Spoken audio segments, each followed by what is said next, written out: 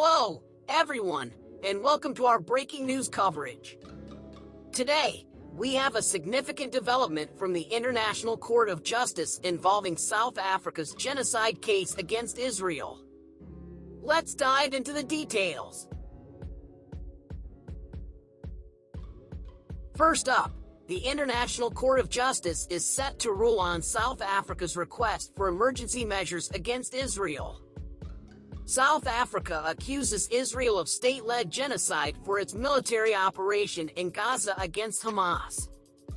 The core accusation is yet to be addressed, but today's ruling will focus on the urgent intervention sought by South Africa.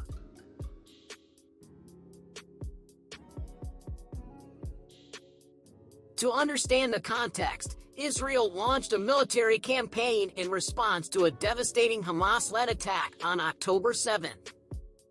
This attack resulted in the murder of 1,200 people in southern Israel, with 253 abducted as hostages to Gaza. Israel declared war, aiming to topple Hamas and return the hostages. The conflict has claimed over 25,000 Palestinian lives, according to Gaza's health ministry, with more than 200 IDF soldiers also losing their lives.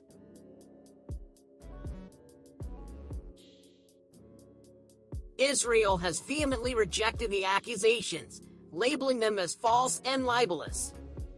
The Israeli government expects the UN's top court to dismiss what they call spurious and specious charges. They argue that they respect international law and have the right to defend themselves. The 17-judge panel will decide on South Africa's request for 9 emergency measures. These measures act like a restraining order while the court hears the case in full, a process that could take years. The decision on Friday will not address the core accusation of genocide but will determine whether provisional measures should be imposed. If the court decides to impose provisional measures, they could include a demand for Israel to refrain from genocidal actions, take steps to prevent harm to civilians, abstain from statements inciting genocide, and ensure more humanitarian aid for Gaza. The size of any majority among the judges could influence the weight and potential impact of these measures.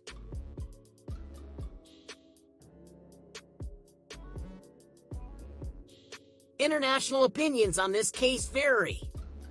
The court includes judges from Lebanon, Somalia, and Morocco, potentially taking a less supportive stance on Israel.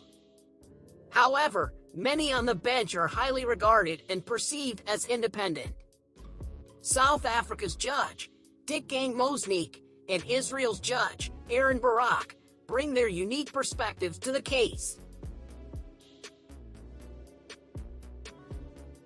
The U.S. has dismissed the South African case as meritless, and Germany has pledged to argue on Israel's behalf if the court moves on to address the core allegation of genocide. Secretary of State Antony Blinken reaffirmed support for Israel's right to defend itself and emphasized the need for lasting regional peace. Israel, in its defense, has declassified more than 30 orders made by government and military leaders. These documents aim to counter South Africa's genocide claim and show that Israel seeks to limit civilian deaths in Gaza. The defense argues that incendiary comments made by officials played no role in decision-making and that executive decisions prioritize humanitarian aid.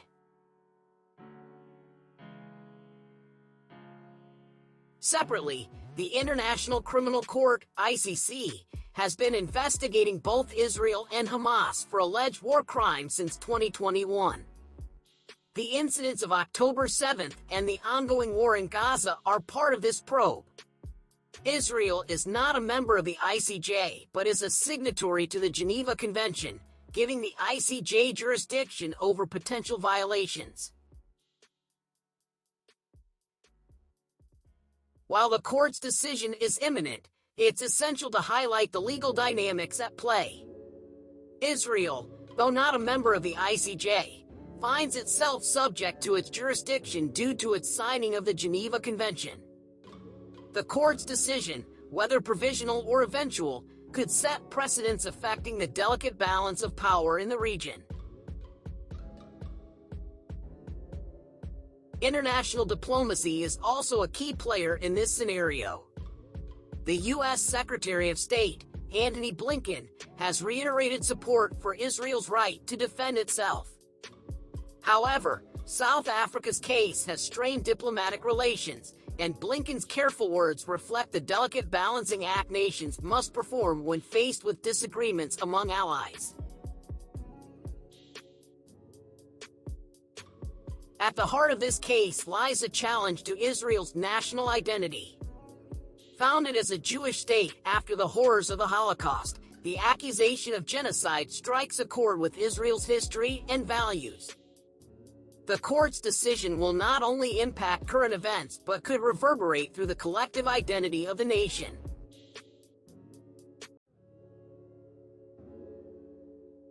South Africa's 9M emergency measures highlight the urgency of addressing humanitarian concerns.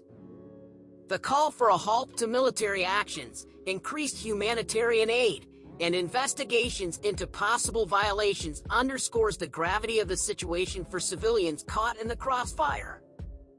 The court's decision on these measures could shape the immediate future for those affected. The legal battle in The Hague has seen both sides presenting compelling arguments. South Africa contends that Israel's military actions in Gaza amount to genocidal intent, citing destruction, civilian casualties, and what they term as genocidal speech. Israel's defense, however, focuses on official orders and decisions aiming to limit civilian suffering, highlighting the complexity of navigating the legal landscape during times of conflict.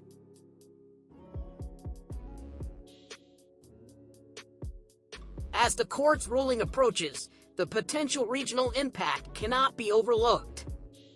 A decision favoring South Africa's measures could place pressure on countries supporting Israel to reconsider their stance.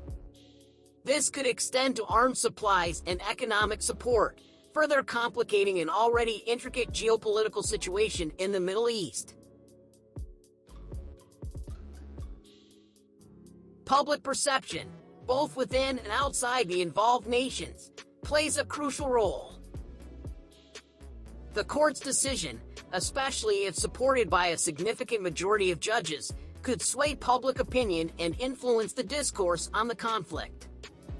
The nuances of the case and its potential consequences may not be confined to legal corridors but may shape public narratives globally.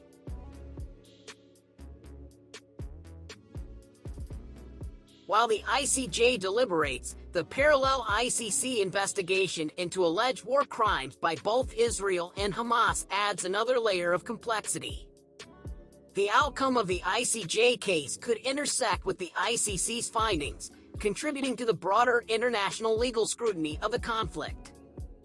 As we approach the eagerly awaited ruling from the International Court of Justice, it's clear that the implications extend far beyond the courtroom. The decision could impact diplomatic relations, shape national identities, influence regional dynamics, and resonate with public sentiments worldwide. We'll be here to bring you the latest updates on this unfolding story. Thank you for tuning in.